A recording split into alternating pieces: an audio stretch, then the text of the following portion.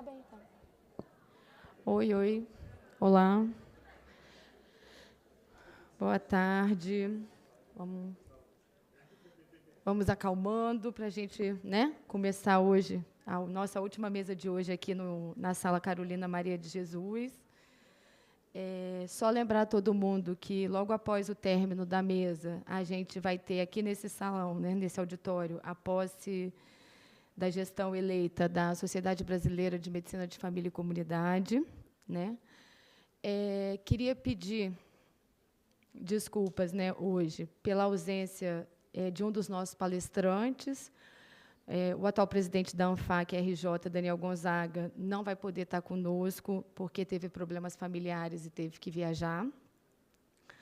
Então, a nossa mesa vai contar com Marcos Vinícius Soares Pedrosa, que está com a gente online, e com a Mariana Alves de Mello. Tá? O Marcos Vinícius, ele é médico de família e comunidade, ele é mestre em saúde da família e, atualmente, ele está como assessor do gabinete da Secretaria de Atenção Primária à Saúde do Ministério da Saúde, da SAPS. E a Mariana, ela é economista, mestre e doutora pela Faculdade, né, de Saúde Pública da USP, e, atualmente, ela é assessora técnica do Conselho de Secretários Municipais de Saúde de São Paulo, e pesquisadora pela Unifesp. A gente vai abrir a palavra para o Marcos, se vocês puderem compartilhar a tela dele aí, por favor, e depois a gente passa a palavra para a Mariana e termina abrindo para a pergunta para vocês, tá bom?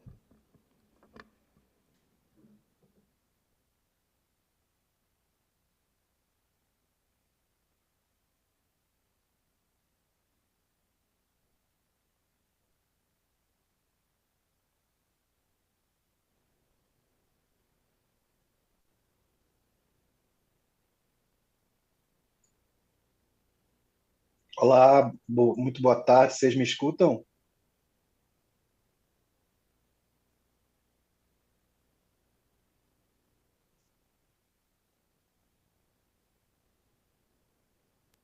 Sim, a gente Olá, escuta olá. sim, estamos escutando bem. Ok. Então, estão conseguindo visualizar também? Eu vou colocar aqui para preencher tela, vamos ver se vai funcionar.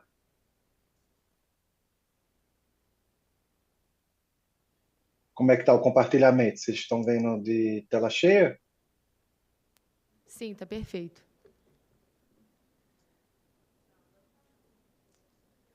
Agora cortou um pedacinho. Espera aí. Espera aí.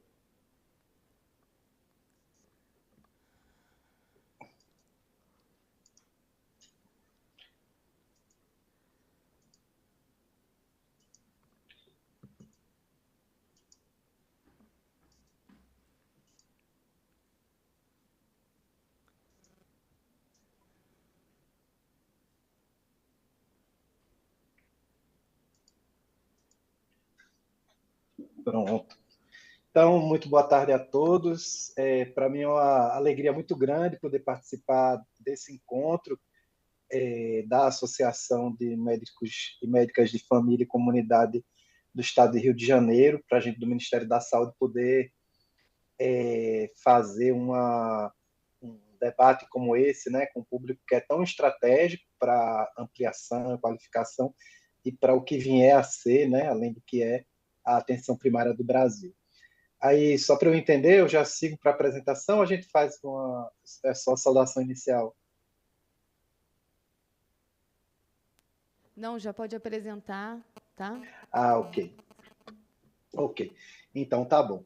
Então, acho que uma das coisas que me trazem alegria de estar nesse debate é porque a mensagem que a gente quer passar, né, tanto a visão, o projeto que está sendo apresentado, o modelo de atenção que quer se fortalecer, de uma atenção primária à saúde que junte o cuidado integral à pessoa no curso de vida, com abordagem familiar e comunitária, que possa efetivar, né, o SUS que a gente quer, a gente tem muita convicção de que esse é o caminho que a gente está apontando aqui no Ministério da Saúde. E aí cheguei um pouquinho mais cedo, estava vendo uma colega, uma residente falando, né, sobre o que veio antes, sobre o tempo que as coisas estão sendo construídas, e acho que é legal recuperar essa efeméride que a gente está completando 30 anos da Estratégia da Família no Brasil. 30 anos que foi um período em que essa Estratégia da Família teve uma importante expansão, importante implementação, né, o que a gente chama de difusão dessa implementação. A gente saiu de 94, um projeto piloto com 300 equipes, e chegamos esse ano com 52 mil equipes. Então, imagina o tanto de trabalhadores, novos processos de trabalho, o fazer da gestão em saúde de novos serviços de atenção primária. Foi muita coisa que foi mobilizada para que a atenção primária do Brasil chegasse nesse tamanho. E é importante colocar que aqui a gente está falando apenas de equipe de saúde da família, não estamos incluindo as outras modalidades da atenção primária, como prisional, consultório na rua, fluvial, que também é indígena, né, que também seria um número ainda maior do que esses 52 mil. E se a gente puder recuperar o histórico dessa estruturação, né, de como que a atenção primária que foi pensada, de como que ela foi ganhando corpo no país, daria para a gente conversar muita coisa aqui. Eu vou destacar alguns pontos centrais, apenas para a gente entender como que a gente encontrou o governo federal, quando a gente assumiu o governo, né, junto com o presidente Lula, com a liderança da ministra Anísia na saúde. Então, eu queria destacar aqui a primeira ruptura no modo de financiar a atenção primária, né, a saúde da família, que foi com a NOB 96, a Norma Operacional Básica de 96, que instituiu os repasses per capita e acabou com a lógica anterior, que era pagar por procedimento e por estabelecimento, que era uma forma de fazer o dinheiro ir apenas para locais que já estavam funcionando ou prestando serviço. Você não tinha um recurso para incentivar a difusão de novos equipamentos. Aí vem a NOB, vem o piso da atenção básica fixo, né, que era um incentivo per capita, que as famílias, que os municípios recebiam, e você tinha o piso da atenção básica variável, que era um componente de equidade, de estímulo à adesão de políticas nacionais. Então, a gente teve essa arquitetura de financiamento para apoiar a difusão, para tornar vantajoso para o gestor municipal, que a gente vai abordar um pouquinho mais na frente, mas que foi fundamental para a gente chegar até aqui. É nesse período que vai ser criado também a Estratégia da Família, né? Um pouquinho antes o PAX. Quando a gente vai para o período de 98 até 2010, a gente vai ter algumas questões que eu acho que são importantes colocar nessa estruturação. A primeira é um sistema de informação da atenção básica, porque ele consolidou ferramentas que a gente também tem trabalhado para que voltem a ganhar peso no dia a dia das equipes, que é o conceito de cadastro de família, de condições de moradia e saneamento, essa abordagem integral e abrangente que a atenção primária sempre teve e que era expresso nesse sistema de informação, né? A gente teve também a ampliação dessa integralidade da atenção primária, acrescentando os outros dois tipos, vamos dizer assim, né? Outros dois grupos de equipes de saúde também previstos para a atenção primária brasileira, os NASF, os Núcleos de Apoio à Saúde da Família, e o Brasil Sorridente, que começou com as equipes de saúde bucal, depois os centros de especialidades odontológicas, e hoje, na realidade, abarca um conjunto de serviços muito além das equipes de saúde bucal tradicionalmente colocadas. E é nesse período que a gente vai ter a primeira PNAB, a primeira Política Nacional da Atenção Básica de 2006, que teve um caráter muito de reunir, organizar e dar um conceito único e dar um embasamento teórico também, um técnico político, né, para as gestões do que vinha a ser a Política Nacional da Atenção Básica. Essa PNAB, ela consolida, né, tem uma novidade, mas ela não parte do zero, né? Importante trazer isso. De 2011 a 2013, eu vou destacar apenas a nova PNAB, porque muito do que foi sendo criado depois de 2006, aqui notadamente os NASH, o Brasil Sorridente, não estavam na política. Então, um dos objetivos foi também incorporá-las. E o programa de melhoria do acesso e da qualidade, que foi muito importante para introduzir uma lógica de avaliação de desempenho, uma lógica de avaliação da qualidade da atenção primária à saúde. Ele incluiu um amplo diagnóstico, né, um amplo monitoramento de indicadores, que veio a ser substrato para uma política que eu queria destacar também aqui, que é do programa de requalificação de UBS, que era o Requalifica UBS, que deu conta das lacunas de estrutura que tinham sido apontadas. E na sequência, né, vamos ter um outro braço, né, um outro ramo de estruturação da PS, que é o surgimento dos programas de provimento. Assim, eles não iniciaram com mais médicos, é preciso colocar isso.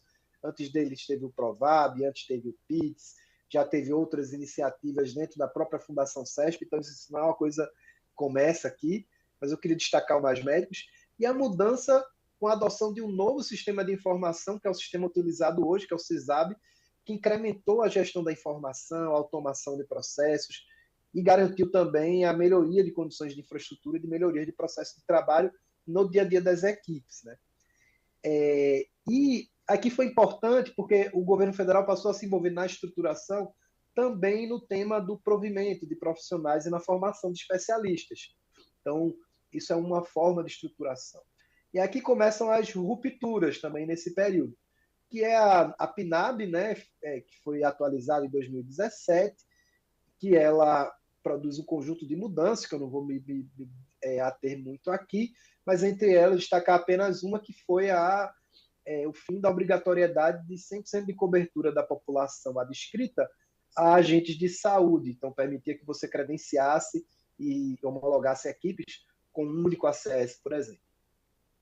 E, na sequência, vamos ter um período que, de fato, é a ruptura mais importante, que é o extinto programa Previne Brasil, que foi revogado no mês de abril, e que ele acabou com aquelas formas de financiar a atenção primária que vinham desde 96, com os recursos do piso da atenção básica fixo e variável, e que centralizavam muito dos seus recursos numa captação, né, num cadastro que era puro, vamos dizer assim, ele era livre de outras questões, ele não pressupunha nem a garantia de acesso a cuidado, né? E muito do que a gente vai apresentar daqui para frente tem a ver com esse diagnóstico e de tentar trazer, né, recolocar as coisas dentro do lugar do desenvolvimento da atenção primária no Brasil. Desde o início do governo, a gente já vem trabalhando em alguns desses pontos. A Secretaria da Atenção Primária credenciou e homologou um conjunto importante de equipes que estavam represadas há anos, né? Então, os municípios solicitavam novas equipes e não se tinha portarias de credenciamento de novas equipes para que o município passasse a gozar de recursos por novas equipes implantadas, né? Inclusive porque o próprio Previne ele não tinha essa relação. Como a maior parte do recurso estava na captação, se o município abria uma equipe a mais, ele não recebia um recurso proporcionalmente maior. E aí a gente já, no primeiro momento, trabalhou nessa consolidação e expansão de equipes, num novo programa de provimento, que foi a atualização do programa Mais Médicos, né, que foi conversado na mesa também anterior, né, para torná-lo mais atrativo, com uma formação também de especialista mais robusta, e de um novo programa de investimento em estrutura física, né, na APS, que está dentro do novo PAC. Foram 1.800 unidades básicas de saúde que tiveram construção e reforma, fora a retomada de obras paradas, tem um conjunto de iniciativas para retomar também essa dimensão do financiamento, né? E o que a gente encontrou que também embasou a mudança, né? De orientação, de direção do Ministério da Saúde, que já vinha sendo apontado desde a transição. Primeiro que o Previne ele tinha sido apresentado num contexto de congelamento de investimentos em saúde. Eu poderia mostrar depois, mas se a gente pegar o gasto próprio em saúde pública do Ministério da Saúde ao longo dos últimos anos, ele teve um platô ali ao longo dos últimos anos, mudou um pouco no período da pandemia, mas com recursos para ações exclusivamente de ações de saúde pública para enfrentamento à Covid, e no restante dos gastos de saúde pública não teve avanço, né? Então, ele não foi desenhado para ampliar financiamento da atenção primária, muito mais para mudar a regra de rateio de recursos entre os entes federados, a regra de divisão entre os municípios, Estado e União. Ele tinha um enfoque equivocado no nosso entendimento no cadastro, transformando esse cadastro simplificado na principal iniciativa para ampliar recursos. Então, isso fazia com que as equipes ficassem sobrecarregadas e também para a cidadã também não garantir acesso real a cuidado integral nos serviços. Ele enfraqueceu a própria noção de território, né? Eu já ouvi de agente de saúde dizer assim, pô, rapaz, desde o Previne eu estou aqui, parece que eu virei recenseador. Mas a gente, muitas vezes, voltaram para dentro das unidades, os trabalhadores voltaram para dentro da unidade para atualizar cadastro, né? E essa perda de noção do território, porque também a gente não tinha como monitoramento e não tinha indicadores que induziam mudança desse modelo, né? Desse modelo dentro do serviço de saúde, né? Não tinha indução para uma outra abordagem. Menos saúde da família, né? Aqui se referindo àquela integralidade que eu citei, quando falei das equipes de saúde da família, dos antigos NASF, agora é EMULT, né? Que foram redimensionados, recolocados, e também da saúde bucal. E a gente encontrou também muitas equipes parciais, um modelo que valorizava equipes parciais, e muitas equipes não incompletas, sem profissional médico pelo Brasil. Eu vou apresentar os dados exatos daqui a pouco. Era um elenco de indicadores muito restrito, então, assim, você tinha indicadores de avaliação e monitoramento que tinham uma régua muito baixa, vamos dizer assim, na qualidade, e também a gente tinha acabado com o piso da atenção básica fixo e variável, que era justamente aquilo que a academia, quem pesquisa a história do financiamento, mostra que trazia previsibilidade, trazia uma série de características enquanto financiamento público que facilitavam a indução, né? O município sabia que todo mês ia receber um recurso fundo a fundo, então ele podia planejar, fazer um contrato, fazer um concurso, porque ele ia ter recurso fundo a fundo para aquilo ali.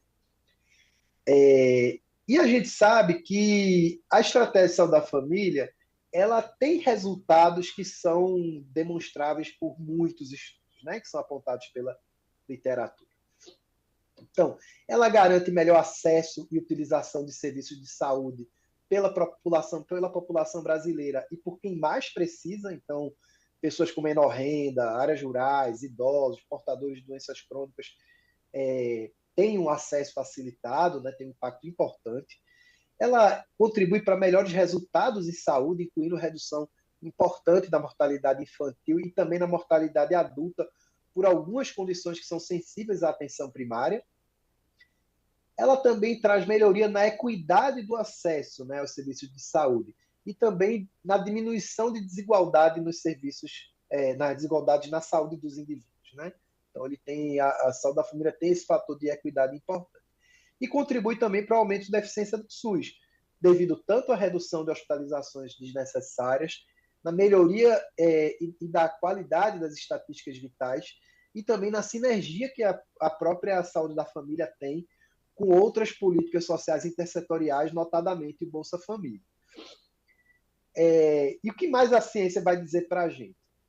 Que o aumento da cobertura contribuiu decisivamente para a redução da mortalidade infantil, para a redução da chance de desenvolver tuberculose, para essa redução do risco de internação e reinternação hospitalar e redução do risco de infarto e acidente vascular cerebral.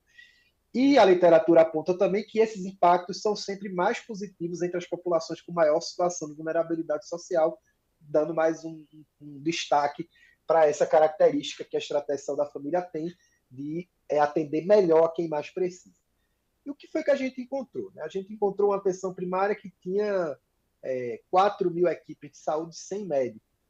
As equipes existentes com excesso de população, de pessoas por equipe, com um contexto de uma regra de financiamento que tinha extinto os pisos da atenção básica fixa e variável e que impactavam na capacidade de planejar e de ter previsibilidade de recurso para os gestores municipal e, inclusive, federal. Nesse enfoque equivocado num cadastro simplificado, superficial, que contribui ainda mais para a sobrecarga das próprias equipes e, no fim das contas, menos saúde da família. E o que a gente apontou, né? O que é que o Ministério da Saúde já está apontando com as portarias que já foram publicadas. A gente teve um conjunto delas, né? Teve a 3493 agora no mês de abril, que muda o modelo de cofinanciamento federal para a atenção primária à saúde, e que eu vou sintetizar aqui os conceitos, mas vão lá, não acreditem somente em mim, não vão lá ler a portaria, que vai ser divertido também. Então, a gente decidiu enfrentar 5 aspectos. O primeiro, reabrir o debate quanto à parametrização adequada, estabelecendo um novo parâmetro de pessoas vinculadas e acompanhadas e cuidadas por equipe. Resgatar esse conceito de vínculo e de acesso no território, incentivando a qualidade e a completude e a atualização dos registros, resgatando essa dimensão do vínculo e do acesso.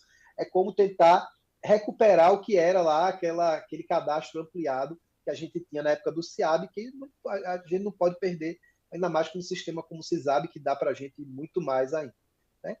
Resgatar a previsibilidade do gasto para o gestor federal e também a equidade e a sustentabilidade no cofinanciamento federal da atenção primária à saúde. Porque, assim, se não é previsível, se tem uma regra muito complicada, até para a gente aqui no Ministério prever no orçamento, né, é mais difícil. Né? E aí você fica tendo que correr atrás de janela orçamentária para mudar a rubrica, para poder dar conta, porque o repasse tem que aumentar. Né? Então, isso é um dado que era importante.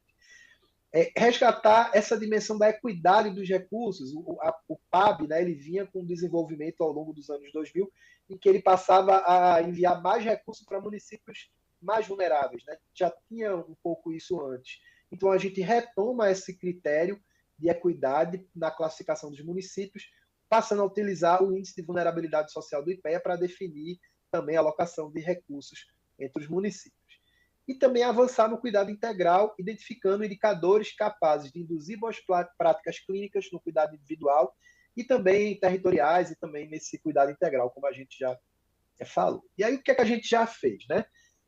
A gente teve, ano passado, quase 2.200 equipes, né, que foram já implantadas. Então, implantada já é que está em funcionamento e recebendo recurso mensal do Ministério, tá? Fundo a fundo. Isso é maior do que tudo que foi credenciado, tudo que foi implantado nos 4 anos anteriores, né? Então, 2.198. Nesse período, a gente já teve ampliação do número de consultas médicas oferecidas na atenção primária e também de procedimentos em geral, ainda mais significativa. Foi retomado também o credenciamento de agentes comunitários de saúde. Então, a mesma coisa, a gente está comparando aqui um ano, né, 2023, com o período de 2019 a 2022, e a gente já teve mais agentes de saúde da família credenciado, né, nesse período do que no anterior. Né? Tivemos também algumas mudanças, né, em outros aspectos ali relacionados ao modo de contratação dos agentes, e o Brasil Sorridente, que também teve um crescimento muito importante no ano passado, tem uma demanda reprimida enorme, né, nos municípios por implementação, e o programa Mais Médicos, que também já teve uma ampliação importante no número de médicos participantes, com a mudança nos editais. Então, estamos chegando aí numa cobertura importante e sempre com mais profissionais médicos ainda nos municípios que são mais vulneráveis. Né? Esse dado aqui está desatualizado, tá, gente? Mas eu queria destacar aqui os médicos, os distritos sanitários indígenas, tá? O fato deles terem médicos presentes em mais de 4.500 municípios brasileiros e que os profissionais do Médicos pelo Brasil, né, o programa Médicos pelo Brasil, seguem contando nessa conta geral do provimento, do programa segue ainda com o provimento em funcionamento. Aqui eu vi perguntas, eu cheguei no finalzinho da mesa anterior, vi perguntas sobre características do Mais Médicos, e eu queria destacar, aproveitar para divulgar o portal, né, o painel de monitoramento de programas de provimento da SAPS. Você digita lá no maismedicos.gov.br, né, no site do Mais Médicos da SAPS, tem lá um banner para o painel de monitoramento, e esses dados são atualizados tempo a tempo, né, aqueles dados que, como a gente colocou, né. Eu queria destacar aqui o quanto que a gente tem uma concentração maior nos municípios de média vulnerabilidade alta e muito alta, no total. Tivemos avanços também que já foram realizados no tema dos ACS e AXES e agentes de endemia, com reconhecimento como profissional de saúde por lei, promulgada pelo presidente Lula, justamente por o território ter sido resgatado como uma diretriz fundamental do Mais Saúde da Família, né, da reconstrução da saúde da família, e pela valorização da equipe com uma PS cada vez mais multiprofissional. Então, essa reconstrução da saúde da família, para onde aponta, né, que o Ministério da Saúde vem produzindo, passa por um número adequado de pessoas por equipe, por previsibilidade para o gestor municipal, a retomada das ações do território pelas equipes de saúde da família, estimular a ampliação no horário de atendimento, um modelo que volte a valorizar visitas domiciliares e que garanta o atendimento em todo o ciclo da vida, uma abordagem de enfrentamento à desigualdade. No tema dos parâmetros, a gente publicou na portaria essa parametrização. Os municípios eles são classificados de acordo com o porte populacional e o índice de vulnerabilidade e são agrupados em 4 faixas, né? E aqui, faixa 1, os mais vulneráveis, a gente está defendendo 2.000 pessoas por equipe, né? Passando pelos de menor vulnerabilidade na faixa 4, de 4.000. De 3.000, perdão. Esse novo modelo de cofinanciamento que ele já foi apresentado, ele agrupa o financiamento da APS inteira em 3 tipos de componentes: um fixo, um de acompanhamento de vínculo e acompanhamento territorial, e um de qualidade e indução de boas práticas. Tá? Ele retoma também os recursos de implementação, né, que são um recurso parcela única quando uma nova equipe ela é implementada. Isso tinha acabado, né, no período alguns anos, e aí isso foi também retomado. E sabendo que os indicadores, todas as equipes vão ter indicadores. E esse arranjo de componentes por equipe, ele foi uma decisão baseada em enfrentar esses temas que eu vou colocar aqui, né? Que primeiro, promover a equidade, porque o valor fixo por equipe ele varia com o porte populacional e vulnerabilidade, levando mais recursos também para os municípios que mais precisam. Pelo fato desse valor fixo por equipe retomar aquele PAB variável, né, da adesão a políticas federais, e ele facilita a organização pelo gestor municipal. A valorização da estratégia de saúde da família, porque o valor fixo por equipe das equipes de saúde da família ele é mais atraente do que das equipes parciais, e a retomada desse apoio à implementação, do apoio à implantação, um valor de R$30.000 aí, recurso de custeio. As equipes, os municípios podem gastar com serviços, né, com enfim, material de consumo, enfim, tem as regras orçamentárias.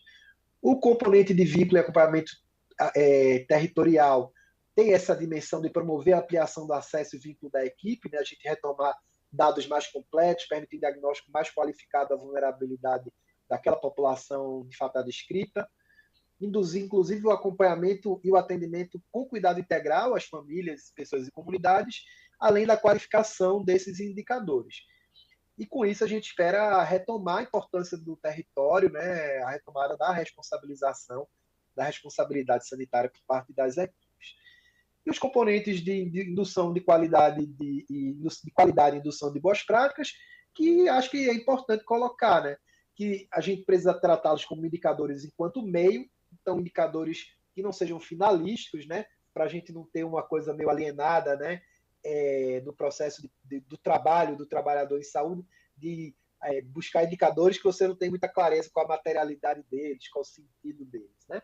Então a gente quer recuperar o sentido para o processo de trabalho, retomar a integralidade por também interagir com as diferentes redes de atenção do SUS que já existem no próprio território e valorizar as equipes com a retomada de ações também para a educação permanente voltada para as equipes e para a gestão, né, com ênfase no cuidado. Eu não vou detalhar aqui todos esses indicadores, mas só para compartilhar, né, que eles estão separados por equipes aqui, né, estratégia da família, equipes muito profissionais, saúde bucal e vínculo e cuidado, e eles partem dessa perspectiva. Então, poder incorporar, por exemplo, satisfação da pessoa atendida, percentual de acompanhamento das condicionalidades do Bolsa Família, se está realmente fazendo visita domiciliar, qual percentual de pessoas efetivamente acompanhadas entre os cadastrados, poder ter indicadores exclusivos para a saúde bucal, né? Também enfatizando o trabalho muito profissional na saúde bucal, com, por exemplo, escovação supervisionada, tratamento restaurador atraumático, e também equipes multiprofissionais, enfatizando aí ações interprofissionais realizadas, compartilhamento do cuidado com a equipe, né? Isso é um tema que é muito importante poder considerar isso nesses indicadores, e eles vão ocupar parte variável do financiamento, né? A gente vai ter o valor fixo por equipe, e cada um desses indicadores compõe os componentes de vínculo e território e de indução de boas práticas e de qualidade, e isso, a avaliação que se vai ter nesses indicadores vai ajudar a compor a parte variável dessa remuneração. É muito importante que a gente possa, de fato, incorporar as boas práticas de gestão de serviços de saúde no mundo, como a avaliação de satisfação do usuário. Então, por exemplo, essa escala de avaliação de atendimento, né, que o paciente receber no aplicativo Meu SUS Digital quando sair da consulta.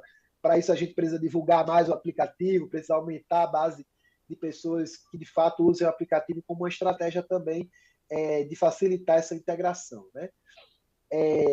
E outras questões aí eu vou também conversar rapidamente, né, sobre o que a gente está fazendo, que é mostrar um pouco do que vem sendo essa expansão dos recursos na saúde nesse período, né?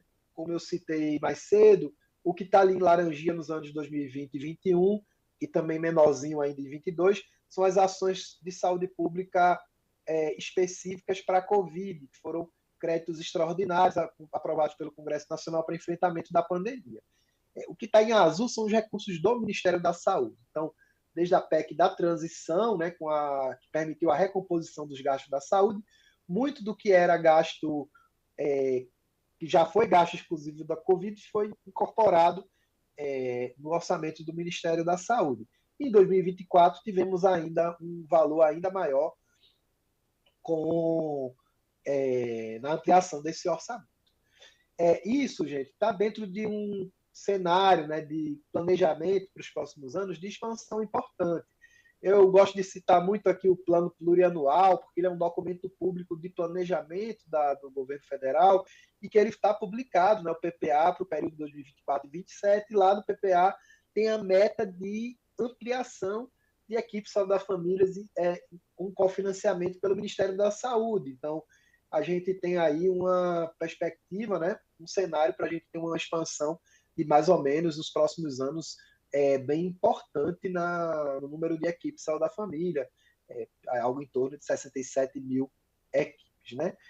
Eu não vou detalhar todas as linhas aqui do Brasil Sorridente, mas era mais para lembrar que não é só custeio de equipe de saúde bucal 40 horas. Tem vários outros equipamentos da saúde bucal que vêm sendo habilitados e repassados para os municípios, né? E que vem trazendo uma expansão importante do recurso previsto para esse ano. Aí vão passar dos 4 bilhões de reais.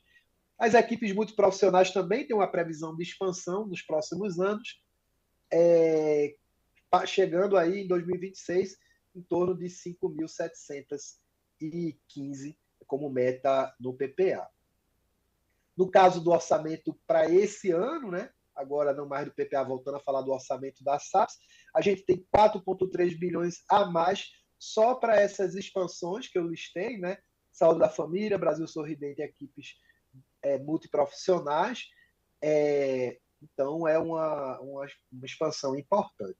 Isso está incorporado, gente, com a expansão dos recursos para atenção primária no bolo total. Então, só de dotações destinadas a transferências fundo a fundo em despesas obrigatórias na saúde. A gente tem aqui mais de 35 bilhões previstas na LOA, né, na Lei Orçamentária Anual desse ano. Esse ano, agora também no mês de abril, a gente já abriu uma nova onda de credenciamentos, né? O Ministério abre credenciamento, o município implementa, prova que a equipe está funcionando e ele passa a receber um recurso mensal pela nova equipe implementada. Então, só esse ano a gente já fez mais de 2.300 novos credenciamentos de equipe Saúde da Família, além de equipes de consultório na rua, saúde bucal, EMULTs e salas de atendimento remoto para EMULT, e mais de 4.600 agentes comunitários de saúde. Especificamente para o Rio de Janeiro, eu separei os dados, né, já que uma parte do público está aí no Rio. A gente só esse ano a gente já abriu credenciamento para 200 novas equipes de saúde da família, 11 equipes de consultório na rua, 147 equipes de saúde bucal, 59 EMULTs, 37 salas para atendimento remoto das EMULTs e 418 agentes comunitários de saúde. Tem as ações de educação permanente, que, como eu coloquei anteriormente também, que são importantes em serem destacadas, como a formação em nível técnico para todos os agentes comunitários de saúde no Brasil, além do investimento no aplicativo móvel, né, o ESUS Território, e conteúdos de comunicação para os agentes, porque se a educação em saúde e a educação popular de saúde não incorporar as novas linguagens dos meios digitais no seu processo de comunicação, a gente vai ter dificuldade de enfrentar os desafios que temos no momento, né? Também estamos na fase de preenchimento do Censo Nacional de Unidades Básicas de Saúde, também uma ação que está sendo retomada depois de 12 anos e que tem como meta uma análise situacional de 100% das UBS do Brasil, são mais de 100 mil, justamente para que a gente possa aprimorar as políticas de atenção básica, com a revisão da PNAB, que está sendo apontada para a gente iniciar o processo ao longo do ano, né, ainda desse segundo semestre, e que são fundamentais para que a gente possa alocar recurso adequadamente, né? É com o censo que vai mapear demandas de infraestrutura, insumos, equipamentos e processo de trabalho, que a gente vai poder colocar uma nova onda de financiamento e estrutura no próximo período, né? E essa reconstrução, né, que eu já finalizando, passa por metas também de ampliação de cobertura. Cobertura é um tema super complexo de debater, porque tem vários indicadores que não são coincidentes, como você considera cobertura. Tem cobertura potencial, cobertura real, enfim, tem um monte de modos de calcular cobertura, mas é importante destacar aqui que a gente está falando de uma cobertura que vai partir de alguns pressupostos, né? A gente vai estar enfrentando o tema do parâmetro de população por equipe, e por isso a gente vai ter que expandir significativamente o número total de equipes para que a cobertura siga ampliando, né? E para que a gente possa ter um SUS que cuide das pessoas, com mais especialistas, inclusive na medicina de família, né? A gente ficou muito feliz com o apoio que a CEGET tem conseguido garantir aos programas de residência. A gente vem acompanhando pelo grupo de trabalho do Ministério da Saúde sobre residências em saúde também, né, pela SAPS, esse tema dos novos programas de R3, que é o que a gente vem defendendo há algum tempo e que acho que vai ter um resultado importante também, né? Então, e que a gente possa, né, ter mais atendimento humanizado, cuidado integral à saúde em todo o ciclo de vida. Então é isso, perdoe se me alonguei, e ficamos aí abertos para o debate.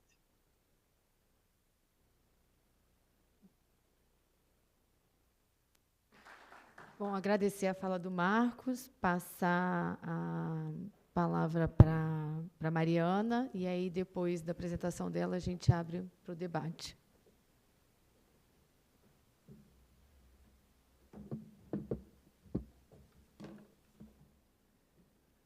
Bom, vamos colocar aqui em tela, né? Tem uma apresentação. Como economista, é claro que eu tinha que colocar aqui algum gráfico, alguma tabela, mas prometo que vou fazer um esforço para não ser enfadonho, para que vocês saiam daqui animados, revigorados, para continuar lutando e para aproveitar a festa, que eu já sei que vai rolar hoje uma festa, certo? Então, já fui apresentada, né? Meu nome é Mariana, sou economista, mestre e doutora pela Faculdade de Saúde Pública da USP, trabalho hoje lá no Conselho de Secretários Municipais de Saúde do Estado de São Paulo e também faço parte da Associação Brasileira de Economia da Saúde, né? Então, estou aqui hoje com o desafio de falar com vocês sobre o financiamento da PS entre emendas e pisos constitucionais, né? Isso aqui dava caldo para uma conversa bastante demorada, né? A gente tem ali uma história bastante densa de acontecimentos no processo de financiamento do SUS. Então, eu fiz aqui um recorte, né, algumas escolhas para que a gente tenha pontos interessantes para o debate.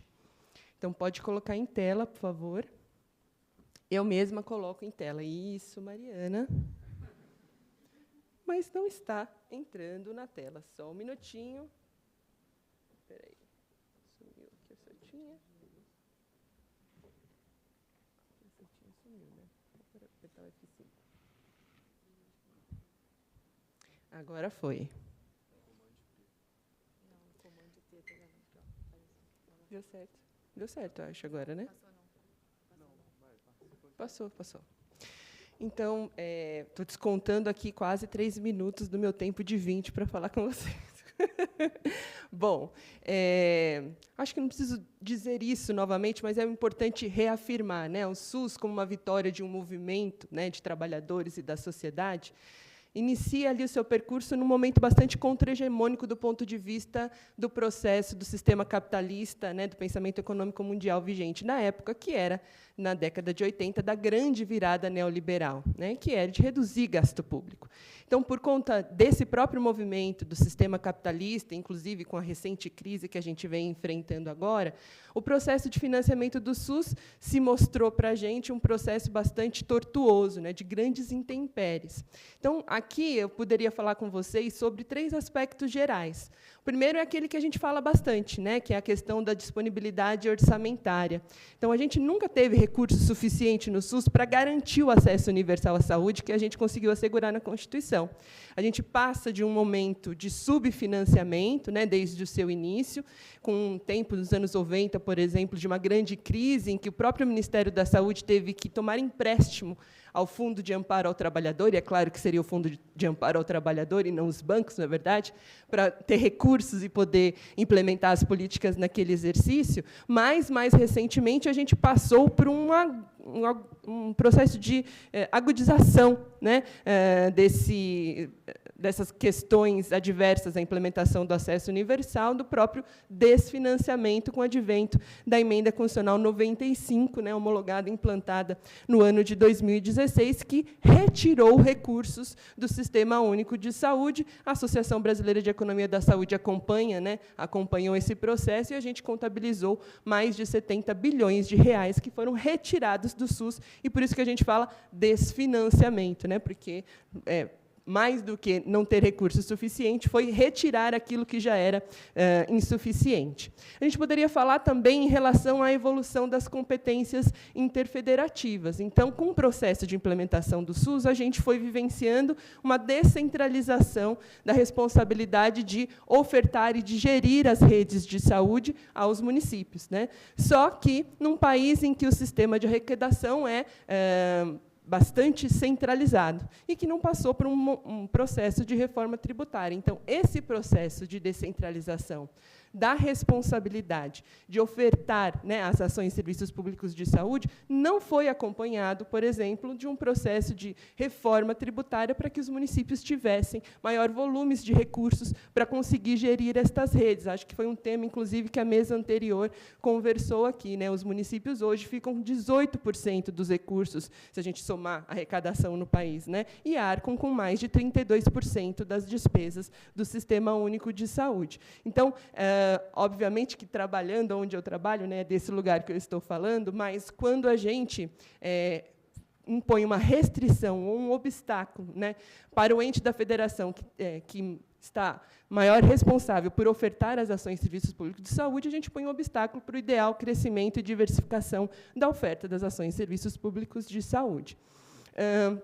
Em relação aos modelos de alocação, a gente vai passar, nesse processo de financiamento também, por um processo de abertura e ampliação das bases privadas. Então, Obviamente, quando a gente fala da atenção especializada, por exemplo, né, ou da hospitalar, antes e pós-SUS, a gente tem uma participação muito intensiva, né, do privado. Mas a gente vai viver isso em outras áreas, especialmente na atenção primária, especialmente mais recentemente, né, inclusive com o próprio programa Previne Brasil, que a gente vai aqui mostrar algumas informações, né, que se baseia em elementos de mercado. Então, é o cadastro do usuário, o nosso segurado, né? O recebimento através de produção, de atingimento de metas, a gente também está adequando o modelo de financiamento do Ministério da Saúde aos municípios, a esses elementos de mercado. A gente também passa, né, nesse período, por um agigantamento, eu usei essa palavra porque é absurdo mesmo, da destinação por emenda parlamentar.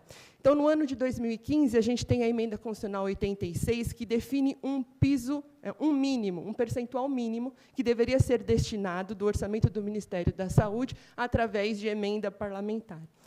E é lógico que, no ano seguinte, esse percentual já dobrou e a gente vai olhando esse percentual só crescer, né? Inclusive, em tempos da Emenda Constitucional 95, que foi revogada no ano passado, a gente tinha uma figura bastante perversa. Tínhamos um teto para o gasto regular, né, do total do Ministério da Saúde, e tínhamos um percentual mínimo para destinação com emenda parlamentar. O que aconteceu durante esse período, e que muitos autores colocaram como um período de austeridade fiscal seletiva, é que as emendas parlamentares, né, com a agudização da crise política e institucional que a gente passou no nosso país, foram comendo cada vez maiores parcelas dos recursos do Ministério da Saúde, atachando a própria possibilidade, né, de fomento que os recursos do Ministério da Saúde têm para qualquer política que teria a ser implantada, especialmente na atenção primária, e depois eu vou mostrar esses dados para vocês, né? Por exemplo, todo o recurso transferido aos municípios do ano de 2023, a gente tem quase 30% transferido através de emenda parlamentar, que é um recurso que não passa por todo o processo de planejamento do SUS, né? Não passa na Conferência de Saúde, ele segue uma lógica parlamentar, e, por isso, é prejudicial, né, à organização de qualquer política nacional. E a gente também passa, né, a viver dentro desse processo de implementação, do processo de financiamento, uma coisa que eu estou chamando de lógica do município prestador, né? É quase que como se o município passasse a não ser mais uma instância, né, do Sistema Único de Saúde, mas um prestador do Ministério da Saúde. Eu acho que o Previne Brasil é a cara disso, né? Então, o Ministério da Saúde relaciona uma série de indicadores e o município precisa atingir esses indicadores para receber aquele recurso. Então, a gente passa a ter ali, né, desconsiderar toda a organização, né, interfederativa do Sistema Único de Saúde e os próprios espaços de pactuação e participação social, né, que fazem com que o nosso sistema seja o que é hoje, né? O Sistema Único de Saúde é avançado, pelo menos do meu ponto de vista, de muitos colegas, porque tem esses espaços, né, para que a gente possa pactuar as políticas de saúde junto com quem gere essas políticas, mas também com quem utiliza. Então, desse ponto de vista mais geral, esse é o processo que a gente vai vivenciar no SUS, né, o processo de financiamento. E isso eu posso mostrar para vocês através de dados, né? Então, quando a gente olha para o gasto público e privado em saúde em relação a outros países que também têm sistemas universais de saúde, isso aqui é um dado da Associação Brasileira de Economia da Saúde, né, do ano de 2019, a gente percebe que, apesar de a gente estar muito próximo do patamar, né, do gasto total em saúde em relação ao PIB, né, próximo dos outros países, então a gente está ali com 9,6, né, enquanto, por exemplo, a Austrália está com 9,9, Portugal está com 9,5, a gente tem uma composição discrepante. A maior parte dos países gastam, né, com gasto público, mais de 70% do seu PIB é com gasto público. E o nosso país não, né, 41% do que a gente gasta apenas é com gasto público. Então, a gente tem uma inversão. Se a gente dolarizar, que economista adora fazer isso, né, se a gente dolarizar esse gasto, a gente vai perceber que não só a gente gasta pouco em relação ao que estou falando do gasto público, mas a gente gasta pouco também em valores absolutos, né? Enquanto os outros países não gastam menos de $2.800, né, 2.100 dólares, aqui aqui no nosso país, a gente gasta $610 por ano per capita, né, com a população no Brasil. Então, a gente tem recursos insuficientes e a gente gasta pouco com gasto público. Quando a gente olha, né, a perda em relação à Emenda Constitucional 95, a gente tem uma surpresa, não uma surpresa, mas eu não consigo não me comover com esse dado, né? Se a gente somasse, né, de 2018 a 2023, a gente teria ali chegado a uma perda aproximada de 60 bilhões de reais com a Emenda Constitucional 95, né? Então, a gente passou, sim, né, por um período de desfinanciamento, né? Alguns autores, inclusive, intitulam esse período como um período de piso deslizante. Então, apesar da gente ter ali uma definição constitucional, a cada ano a gente foi perdendo e perdendo cada vez mais recursos. Quando a gente olha para a composição entre os entes da federação, a gente também percebe que houve, né, uma alteração desse perfil, né? Enquanto, por exemplo, aqui é dado do ano 2000, né, a primeira coluna que a gente tem, nesse ano, quase 60% do gasto no Sistema Único de Saúde era gasto da União. No ano de 2019, 42% apenas do gasto no Sistema Único de Saúde foi de responsabilidade da União. A gente percebe que, em relação aos estados, a gente teve um crescimento de 18,5% para 26,5%, mas o crescimento para os municípios foi maior, né? Então, a gente passou de 21,7% para 31,5%.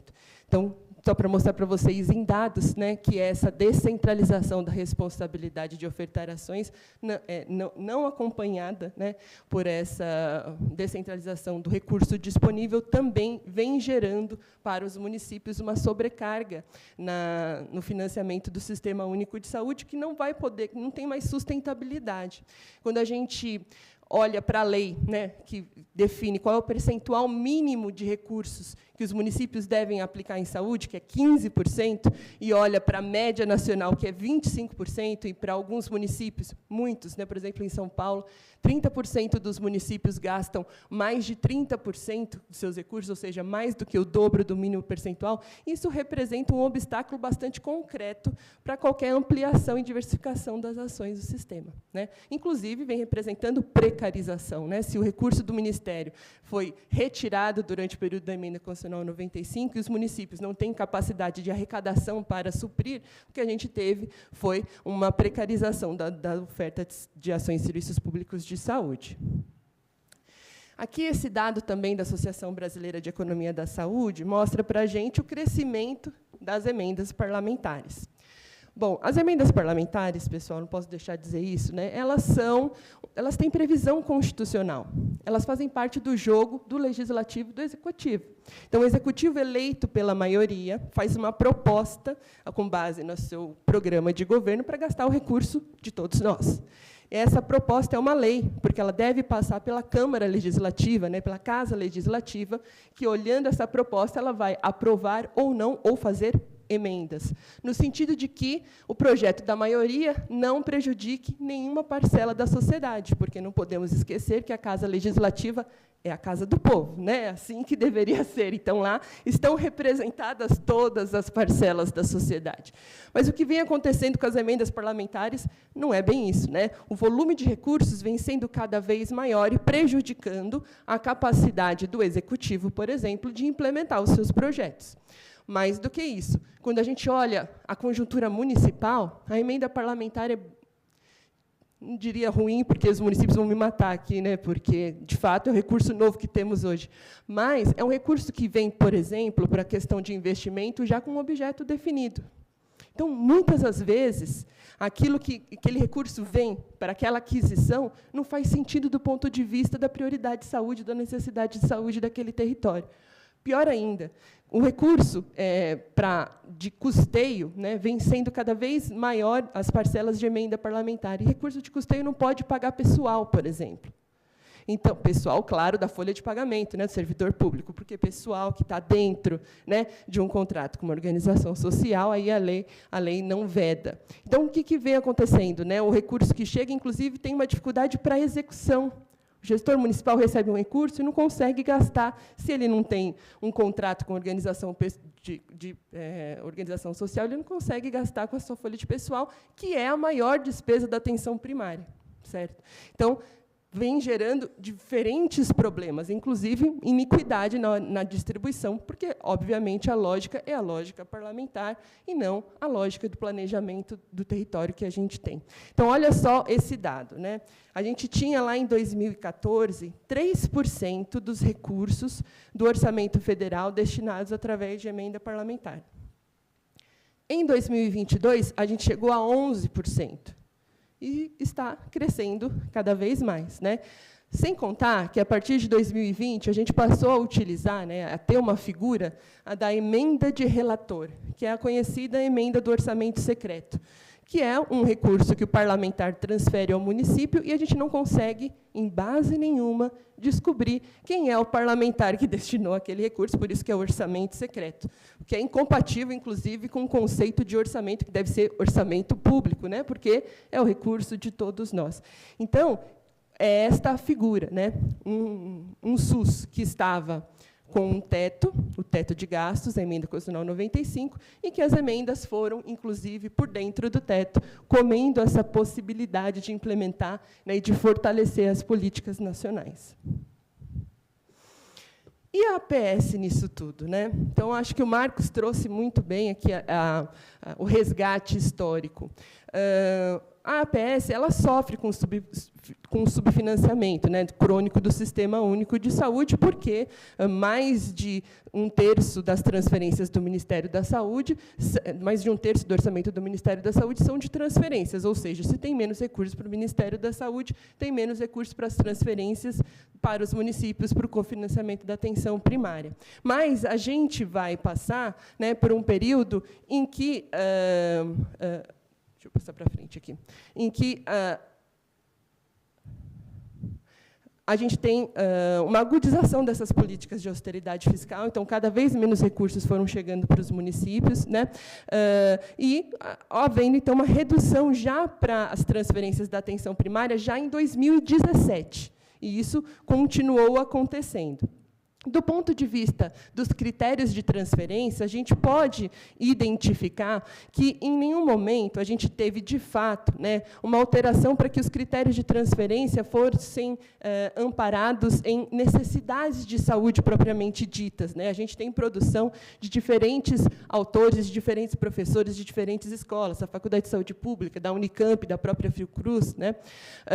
E, do ponto de vista da atenção primária, esses critérios eles foram acompanhando um movimento de flexibilização do conceito da atenção primária, né, limitando a atenção primária a um caráter residual, assistencialista e gerencialista. Eu vi que vocês tiveram aqui no Congresso, né, uma mesa para conversar sobre gerencialismo. Tem muito a ver com Previne Brasil e com alguma coisa que a gente ainda vive hoje, né, e que transformou a atenção primária, né, no foco da privatização em saúde no país. A gente não pode esquecer que, em 2021, em pleno aumento do número de casos e mortes da Covid, a gente teve um decreto presidencial que permitia a privatização como um todo da atenção primária, né? E aí, obviamente, com o governo do Jair Bolsonaro, com o programa Previne Brasil, a gente teve uma agudização desse processo como um todo. Então, o que foi o programa Previne Brasil? Previne Brasil trouxe para a gente uma lógica do SUS, um SUS operacional, né? Um SUS que cadastra, acho que estava na fala, inclusive, do Marcos, né? Um SUS que tem que produzir, registrar dados para que, né, fosse visto como um SUS eficiente. O programa Previne Brasil ele extinguiu o PAB fixo, que era aquele recurso de R$ 23 a R$ 28 que os municípios recebiam por habitante ao ano, a depender das suas condições de vulnerabilidade. Extinguiu o recurso do Programa de Melhoria da Qualidade da Atenção Básica e extinguiu o financiamento direto, não só aos NASFs, que a gente discutiu e debateu bastante, mas também às equipes de saúde da família, e um recurso pequenininho que existia para os municípios, que era pela existência de gerentes. Mas ele se baseia, principalmente, na criação de uma equipe, que é a chamada Equipe de Atenção Primária, né? Uma portaria que saiu em maio, o Previne sai em novembro de 2019, e essa portaria, criando essa equipe, saiu em maio. A Equipe de Atenção Primária ela é uma equipe diametralmente diferente na sua composição mínima da equipe da Estratégia de Saúde da Família, né? Então, ela é uma agudização da flexibilização que a gente já vinha percebendo desde a PNAB de 2017. Nessa equipe, para que o município receba recursos do Ministério da Saúde, era necessário que existisse apenas um médico e um enfermeiro, de 20 ou de 30 horas semanais. Então, incompatível completamente, né, com o modelo comunitário de cuidado que a gente estuda e que a gente viu os dados, né, da sua eficiência e eficácia aqui demonstrados hoje.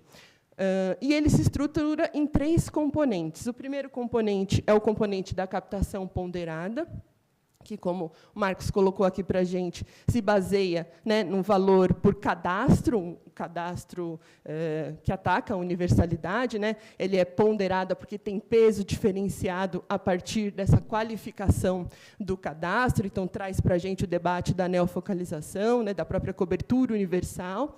Ela prioriza um modelo médico-centrado, porque as equipes de atenção primária e as equipes da saúde da família recebiam valores equivalentes, quase que, porque eram por cadastro. É um modelo que traz uma inequidade para os municípios, porque utilizava uma metodologia de classificação municipal que está muito longe da discussão das necessidades de saúde, uma metodologia utilizada para o IBGE para olhar fluxos de pessoas, né, o transporte, e ampliou demasiadamente o esforço burocrático e operacional, dificultando a ampliação do cofinanciamento federal da APS, né. Nunca vou me esquecer que, numa determinada CIT, a gente teve o secretário de Atenção Primária condecorando 5 municípios do país que tinham conseguido atingir 10 nos indicadores. E a fala dele, eu não estou brincando, vocês podem acessar no YouTube, mas a fala dele era o seguinte: se 5 municípios conseguiram, por que os outros 5.570 não podem fazê-lo?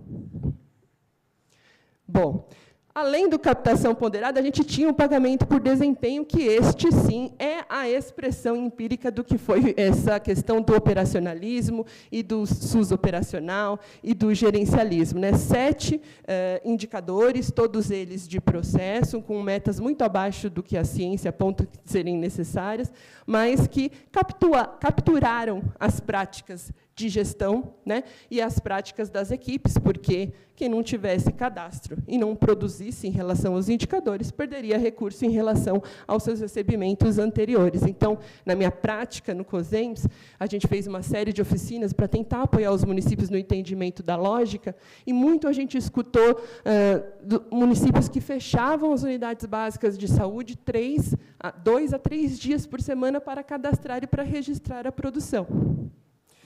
Enfim, né? Outra coisa que advém dessa organização do Previne é o próprio entendimento de que o gestor teve de que ele precisava de um sistema, porque isso resolveria a vida dele, né? Então, no período, aumentou 50% o número de sistemas privados utilizados pelos municípios. E não melhorou, né? Quando a gente olhava para a situação, na verdade, havia um caminho muito grande de registro de dados no sistema, a qual o sistema não estava preparado, o trabalhador não estava preparado, e que inviabilizava o registro daquele dado. Aí, o que acontecia?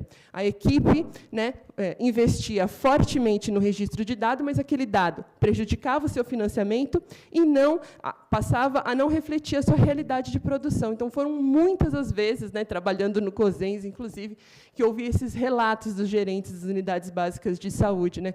Não é possível, eu faço mais do que isso. Mas era impossível também, dentro do sistema, conseguir fazer esse registro. E, por fim, tem um componente de incentivos para ações estratégicas, que reunia ali uma série de incentivos que já existiam, né, com o PAB variável, né? Então, eles extinguiram o PAB variável, mas em nome, né, porque uma parcela desses incentivos continuaram a existir dentro desses incentivos para ações estratégicas. Mas o que é importante nesse olhar crítico, né, desse componente, é que houve uma criação de novos incentivos que foram fortalecendo, né, essa lógica do cuidado assistencialista e esse uso de instrumentos gerenciais e de métricas, por exemplo, o programa Saúde na Hora, que ainda bem foi excluído agora em abril, foi extinto agora em abril, que ampliava o horário das unidades básicas de saúde, mas não ampliava o número de equipes, né? Então, inclusive, aumentando, né, a sobrecarga das equipes em relação ao cuidado na atenção primária. Então, o que o Previne gerou, além disso tudo, né? Gerou perdas, né? Fiz agora, acabei de apresentar em abril minha tese de doutorado e mostrei que, em relação a 2019, 3.312 municípios perderam recursos em relação a 2019. 60% dos municípios do país. No Rio de Janeiro, né, fiz um recorte para trazer os dados aqui para vocês, perderam 53 municípios dos 95, ou seja, 56% dos municípios. Ou seja, né, além de tudo isso, ainda teve prejuízo que afeta a sustentabilidade da política. Quando a gente olha ano a ano, essa perda foi cada vez maior, né? Então, no primeiro ano, com as regras de exceção, a gente tinha uma perda de 30% dos municípios, no segundo ano, a gente teve uma perda para 42% dos municípios, e no último ano, né, com a implementação quase que completa do Previne, chegamos aos 60% dos municípios com perda. Aqui, para mostrar para vocês que as emendas parlamentares comem também os recursos da própria atenção primária. Quando a gente olha aqui para esse dado, né, para essa planilha, a gente pode olhar aqui naquela linha 1.4, lá no finalzinho, e verificar aqui. Eu não sei se a gente tem um apontador aqui ou se vocês conseguem ver minha setinha. Espera aí, mas acho que dá para falar. Então, o que a gente observa é que, de 2019 a 2021, a gente teve um crescimento de 127% das emendas parlamentares dentro da atenção primária. Quando eu olho de 2014 a 2021, é um crescimento de 300%. Se eu olhar só para incremento PAB, que é o recurso de custeio, a gente teve um crescimento de 6.300%, enquanto que o recurso regular, que é a linha 1.1, cresceu de 2019 a 2021, 0,6%, e de 2014 a 2021, 0,8%. Ou seja, o recurso estava congelado e sendo comido, né, pela destinação parlamentar. Que é uma destinação que não precisava cadastro, não precisa registrar a produção, não precisa de nada disso, né? Precisava apenas fazer ali alguma articulação com a Câmara dos Deputados. O Previne também produziu uma falta de correspondência entre a quantidade de equipes de saúde da família homologadas para fins de cofinanciamento e o volume de recursos recebidos na comparação com o modelo anterior. Então, tem diversos casos de municípios que ampliaram o número de equipes de saúde da família, mas tiveram prejuízo de recurso. Todos os municípios do país aumentaram o número de cadastros, mas nem todos eles tiveram, aliás, se a gente olhar para o último ano, a maior parte deles teve prejuízo, né? Ou seja, o Ministério da Saúde não cumpriu o seu papel, né, de fomentar a atenção primária durante esse período. Não houve proteção aos municípios considerados mais vulneráveis, tinha uma classificação que ia do rural remoto, né, ao urbano. Muitos municípios que perderam estão na classificação rural remoto. Não sei se vocês têm essa proximidade com essa discussão, mas os valores de cadastro dos municípios mais vulneráveis, eles tinham um peso adicional, né, que chegava até o dobro para o município rural remoto. Só que eles poderiam cadastrar menos. É quase que, eu faço essa brincadeira, né, da black fraud, né, era a metade do dobro. Quando a gente valorizava, monetarizava o que cada um dos municípios, por tipologia, poderia receber, eles tinham valores equivalentes. Todo mundo conseguiria receber por volta de 24.500. Bom, houve diminuição do número de equipes de saúde da família coberta pelo cofinanciamento federal. O Ministério entendeu, né, que diminuir equipe, diminuir cadastro, diminuir produção e diminuir recurso. Ele estava dentro da emenda constitucional 95. Então, se a gente olha para os períodos anteriores, 91% das equipes que existiam nos municípios tinha cobertura de cofinanciamento. Desculpa, 98%, e depois do Previne só 91%, então a gente teve uma queda de 7%, né, prejudicando a sustentabilidade da APS. Houve uma abertura grande para o privado e um distanciamento, né, da distribuição dos recursos do princípio da equidade e do modelo de cuidado prioritário, né. A gente teve diminuição de cobertura durante o período do Previne Brasil. E tem um novo modelo que foi apresentado aqui em termos gerais pelo Marcos, né? Então, o modelo ele está arregimentado na portaria 3493, começa a sua vigência a partir de maio, da parcela de maio, né? A gente fala das transferências aqui. Tem um período de transição, então a gente está nessa primeira etapa do período de transição, que vai até abril de 2025, e depois, em maio de 2025, a gente começa uma segunda etapa. Nessa primeira etapa, depois eu vou mostrar para vocês, 2 dos componentes ainda não estão totalmente definidos, e, por isso, tem ali um valor cheio que os municípios vêm recebendo de acordo com o estabelecimento da portaria. Aí ele extingue a captação ponderada, o pagamento por desempenho, o incentivos por ações estratégicas e a metodologia que ela utilizava para a classificação municipal. Ocorre que muitos parâmetros de distribuição de recursos, apesar da extinção dos componentes, se mantêm, né? Mesmo que redistribuídos ou renomeados em outros componentes. Então, olha só como é a cara do novo financiamento em termos resumidos, né? Então, tentei colocar num slide só aqui para vocês. Então, a gente tem um componente fixo para a estratégia de saúde da família e as equipes de atenção primária, que, na verdade, é a mesma lógica do PAB variável, né? Não é fixo, na verdade, é um incentivo por remuneração global, né? Um valor que o município recebe se conseguir homologar aquele tipo de equipe. Tem um componente de vínculo e acompanhamento territorial, que vai ser, ainda não está definido nem o vínculo de acompanhamento e nem o componente de qualidade, só em termos gerais, mas é um recurso que vai ser mensal para o alcance de indicadores, né, relacionada à qualificação das informações cadastrais, ao número de atendimento realizado e à satisfação do usuário, que vem preocupando muito as nossas discussões, e o componente de qualidade, que vai se basear ali também no atingimento de metas de uma relação de indicadores que não está definida, apesar do Marcos ter trazido aqui para a gente, né, que estão, né, acho que são 21 que ele trouxe na apresentação dele. Tem o componente de implantação e manutenção de programas e o da atenção de saúde bucal, que reúne ali os incentivos tanto para as equipes de saúde bucal quanto para as outras equipes e programas da atenção primária. Houve a atualização de valores, mas não mudança de lógica, também é um incentivo mensal que o município recebe se conseguir, né, homologar aquela equipe, aquele serviço, e um componente per capita de base populacional, que é os R$ 5,95 por habitante ao ano durante o ano, né? Esse 5,95 ele não estava lá na composição original do Previne Brasil, mas ele surge em 2020 por pressão dos gestores municipais, né, com a extinção do PAB fixo e com a própria pandemia. Então, existe esse 5,95 desde 2020. Né? Essa é uma das nossas preocupações na Associação Brasileira de Economia da Saúde, não haver uma ampliação do valor fixo per capita, porque a gente sabe que a atenção primária é feita com despesa pessoal e despesa fixa, e que cresce naturalmente. Então, o ideal seria que a gente tivesse ali uma composição per capita um pouco mais representativa dentro do volume de recursos. Temos também uma transferência de compensação, já estou passando muito do meu horário, Mari? Sim. Que vai olhar para os municípios que, em relação ao modelo anterior, possam ter prejuízo e faz essa recomposição, mas adiciona 10%. Isso também existia no Previne, chamava fator de correção, mas ele é muito melhor do que o Previne, também não precisa muito para ser melhor que o Previne Brasil, vou brincando.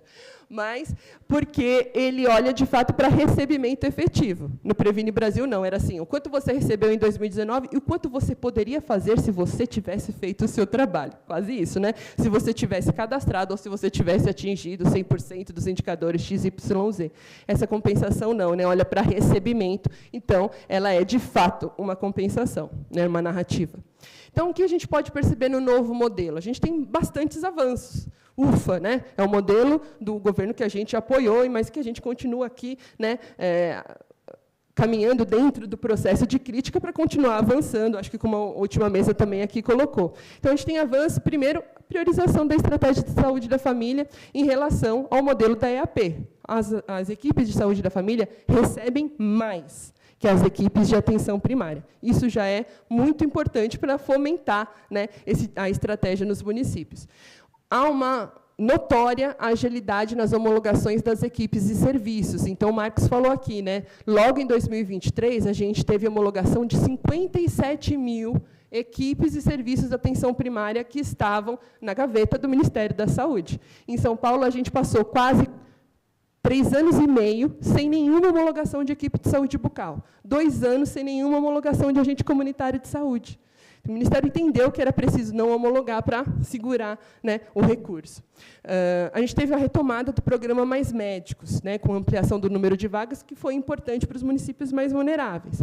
A gente teve criação de um valor específico para as equipes multiprofissionais, através das EMULTIs. a gente teve mais recurso para a saúde bucal. Então, em 2023, se a gente considerar o valor da equipe de saúde bucal 1, que é a mais robusta, a gente tem um aumento de 115% em relação ao valor anterior. A gente teve uma redução do peso do cadastro na lógica de composição, né, dessa metodologia, porque aquele componente vínculo e acompanhamento vai olhar para os cadastros para classificá-los eles de alguma forma. A gente não sabe ainda como, porque isso está sendo discutido. Há uma mudança da forma de classificação dos municípios, que é muito importante, né? Então, extingue-se a tipologia do IBGE e utiliza-se o IVS, o Índice de Vulnerabilidade Socioeconômica do IPEA, e há uma compensação que considera, de fato, os recebimentos, né? Não é uma narrativa como a gente tinha no modelo do Previne. E quais são as nossas preocupações? Estou falando aqui em nome da Associação Brasileira de Economia da Saúde, mas também de um conjunto de entidades que publicou em 2023, inclusive a Brasco, SEBS, publicou em 2023 um documento bem robusto de críticas ao Previne e apontou uma série dessas situações.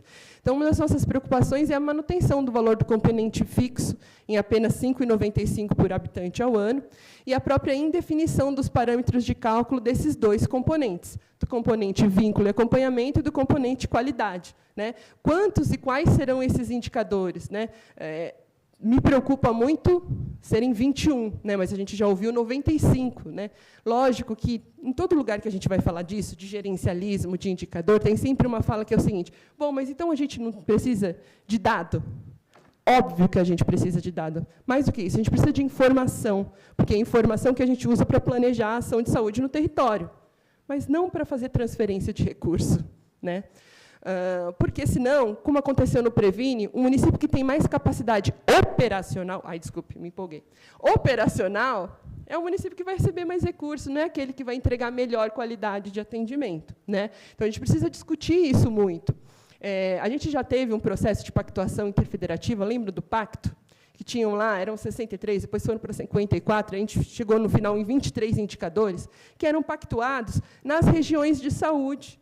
Depois eles eram pactuados nas comissões intergestores bipartite e chegavam ao Ministério da Saúde. Porque olha para a lógica que é o nosso Sistema Único de Saúde, a lógica interfederativa. Quando a gente fala de cuidado da gestante, não é só responsabilidade do município. Né? A maior parte do cuidado da atenção especializada está no Estado, por exemplo, em muitas situações no nosso país. Então, acho que isso é uma discussão que a gente tem que enfrentar. Acho que essa é a grande preocupação que a gente tem. E a própria proporção entre o valor desses componentes. Né? O quanto vai ser do componente fixo, que é aquele componente que é o PAB variável, das equipes de saúde da família e IAP, em relação a esses outros dois componentes, que têm indicadores, tem satisfação do usuário, né? Tem ali ainda a sombra desse gerencialismo que a gente luta para conseguir excluir da atenção primária. Bom, em relação ao arcabouço fiscal, apenas para fechar a minha fala, a gente não pode esquecer que, em 2023, a gente teve a suspensão do teto de gastos. Né? Primeiro, pela PEC da transição, que devolveu 22,7 bilhões de reais para o SUS, foi muito bacana, ufa, e depois com o piso de enfermagem, que adicionou 7,5 bilhões de reais. Em 2023, então, em 2023 foi aprovado, em 2024 está vigente, a gente tem a Lei Complementar 200, que é o novo arcabouço fiscal, e que limita, né, como eu posso dizer, não é um novo teto de gastos, mas tem uma banda de crescimento da despesa, né, gente? Então, limita, de fato, até 2,5% o crescimento da despesa com uma série de políticas do governo federal. O fato é que, quando a gente tem a revogação da Emenda Constitucional 95, a gente volta a ter a vigência da Emenda Constitucional 86, que determina e vincula o gasto à saúde, né? É uma emenda constitucional, portanto, é a Constituição falando, a 15% da receita corrente líquida. O que a gente está discutindo hoje? E que, inclusive, a Frente pela Vida fez uma reunião com o Ministério da Saúde, o presidente da Associação Brasileira de Economia da Saúde estava lá, o professor Francisco Fúncia, para dizer o seguinte: olha, a gente defende a manutenção da vinculação constitucional dos 15% da receita corrente líquida, né, que vão ser afetados se o arcabouço fiscal, né, esse limite de crescimento de 2,5%, for implementado. Né, porque, se eu tiver crescimento da receita, mas isso, né, ficar acima dos 2,5%, então eu não vou cumprir o piso constitucional. Então, a gente, né, pessoal, tem uma única lógica no Sistema Único de Saúde. as políticas de austeridade fiscal e a preocupação com o regime fiscal prejudicaram o SUS no seu nascimento, nos anos 90, nos anos 2000. A emenda constitucional 95 vem dessa preocupação, né, com o déficit. O SUS sofreu durante todo esse período e o déficit primário não foi resolvido. Não tem resultado mais concreto para dizer que o gasto em saúde não gera o déficit primário. Pelo contrário. A gente tem inúmeras publicações nacionais e internacionais para dizer que o gasto em saúde ele tem uma coisinha simples, que é o efeito multiplicador. Saiu agora não, há algum tempinho, mas um estudo que demonstra que a cada uma unidade monetária gasta em saúde, 3 voltam para o governo. Né? Então, a nossa luta, a agenda da ABRES, da Associação Brasileira de Economia da Saúde, é esta, é lutar hoje pela manutenção, né, do piso constitucional, que está previsto na Emenda Constitucional 86, que é de 15% da receita corrente líquida, é essa hoje, foi ontem, já foi há muito tempo atrás. Então, pessoal, eu acho que a luta continua, porque a figurinha no processo de financiamento do SUS é essa daqui. Era isso que eu tinha que trazer para vocês. Me desculpem o avançar da minha fala. Me empolguei.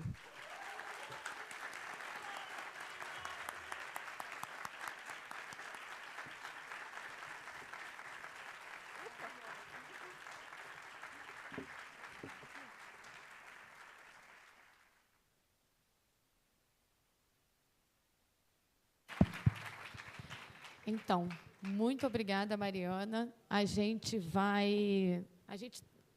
atrasou um pouquinho, mas a gente começou bem atrasado também. Então, a gente vai abrir para 3 perguntinhas. Então, quem quiser perguntar, levanta a mão que eu vou levar o microfone. 1, 2. Mais alguém? Não. Então, a gente fecha em 2. E aí o Marcos e a Mariana voltam a falar. Você consegue colocar o Marcos de volta aqui para a gente? Já, quando eles falarem, a gente já vai para o encerramento da nossa mesa.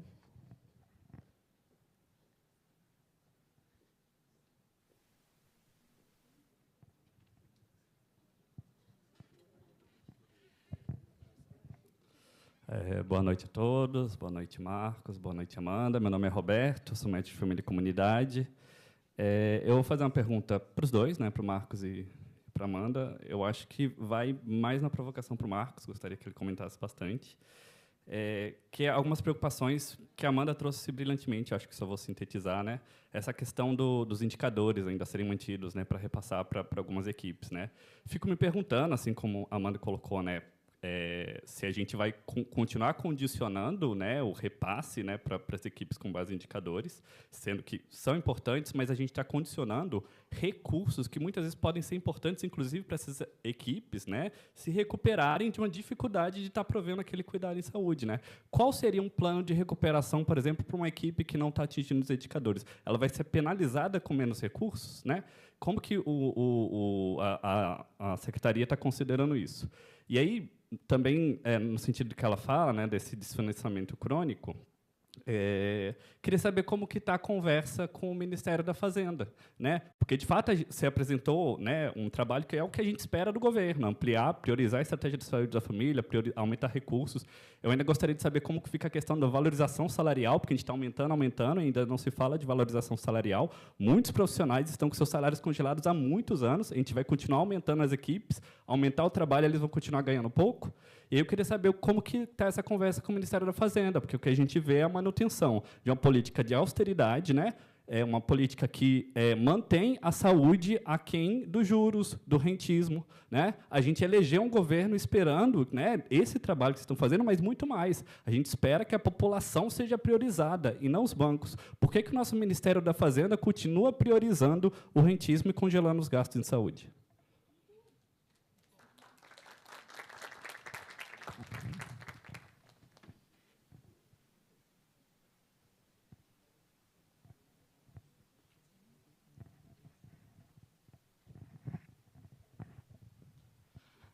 Olá, meu nome é Felipe, eu sou médico de família e comunidade também. Atualmente atuo no município do Rio de Janeiro, mas já passei por outros municípios também, de menor porte, no Nordeste. Primeiro, eu queria agradecer a fala de ambos. Eu estou até um pouco receoso de fazer uma pergunta burra, porque a apresentação foi tão brilhante e com um tema tão complexo, tão denso que... Enfim, mas eu fiquei me coçando para fazer a pergunta também para ouvir um pouco de vocês em relação a isso. Não é... Assim, a gente, aqui debatendo as realidades municipais Brasil afora, a gente percebe que tem algumas ilhas digamos, de qualidade da atenção primária no Brasil, assim, né? Tem municípios que conseguem, apesar de toda a dificuldade que a Mariana colocou brilhantemente com relação ao subfinanciamento, que ainda conseguem ter uma priorização em relação à estratégia de saúde da família e o fortalecimento da atenção primária enquanto organizador da rede de atenção à saúde, né? Mas que são casos excepcionais, que assim, são municípios poucos que conseguem fazer isso, muitas vezes com financiamento próprio que vão tirando de outros lugares, como é, por exemplo, o Rio de Janeiro, com essa expansão que se teve da estratégia, muito por um entendimento das gestões municipais de uma certa prioridade disso, mas que isso não é a regra, acaba sendo a exceção, principalmente quando a gente vai para os municípios do interior, vai para que com mais dificuldade de financiamento, né? E eu fico me perguntando de como é que essas políticas de financiamento da estratégia conseguiram ampliar a estratégia de saúde da família, o número de equipes, mas há um desafio de qualificação, né, e de colocar a atenção primária enquanto a ordem do dia de organização da rede, né? É claro que o nosso sistema de saúde também é novo, né? Em comparação aos demais, né? Um tempo histórico. Então, talvez eu esteja um pouco sem paciência histórica para lidar com o estado atual.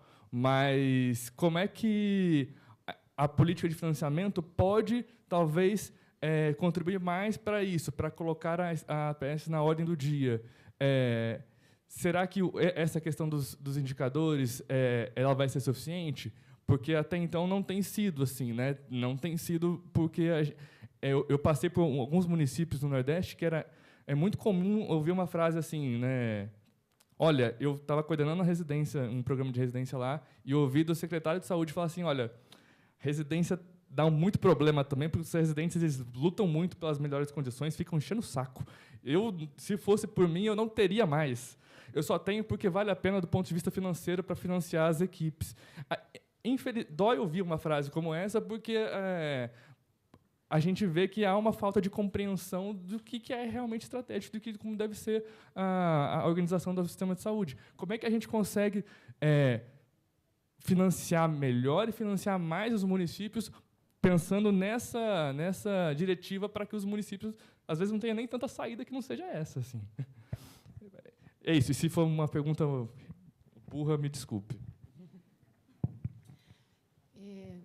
Agradecer, né, as duas perguntas. Vou passar a palavra para o Marcos, depois a Mariana também responde. A gente já pode também fazer os pronunciamentos finais para a gente não atrasar muito, que tem a posse da sociedade brasileira daqui a pouco. Bem, tá bem. Muito bom o debate. Fico muito feliz com a apresentação da colega da Associação Brasileira de Economia da Saúde. A gente tem tido muito diálogo aqui, né, com a equipe da Abres, que está junto ao Conselho Nacional de Saúde. O Ministério tem feito esse debate muito junto às comissões, com os movimentos sociais, justamente nessa perspectiva de fazer essa escuta do que é demanda, né, do controle social, da compreensão do controle social. E esse processo, de fato, ele precisa ser muito dialogado, né? O nosso governo tem total alinhamento com essa compreensão participativa, né, de que a participação social ela é muito importante. Fico também muito feliz de ver o tanto de avaliação positiva, né, da Abres em relação à proposta também, né? Acho que a gente tem conseguido avançar em muitos aspectos. O que a gente ainda não enfrentou, né, que é o tema da publicização de que indicadores são esses, porque a ideia é que cada um daqueles 21 sejam indicadores compostos, não sejam únicos, né, sejam índices, vamos dizer assim. A construção do indicador é algo bastante complexo, porque não basta ser só algo interessante de medir, é possível, tem que ser algo que já seja possível medir e medir frequentemente. Os nossos servidores do CISAB têm mais de 200 terabytes de dados, então se você for fazer uma rotina de extração de uma coisa nova, se tiver que mudar a arquitetura do banco, você pode levar alguns meses e até tirar um dado de algo que tem rotina, pode levar 6 horas nos computadores do Ministério. Então, é algo que tem algo computacional também que é dado. Né? Acho que a gente conseguiu enfrentar de forma positiva, né? E acho que esse nosso encontro aqui ele é um encontro também motivacional, né? Na perspectiva de que todo mundo saia daqui com mais engajamento para fazer as lutas necessárias nas instâncias que são necessárias. O tema das emendas parlamentares é um tema que a sociedade precisa debater. Né?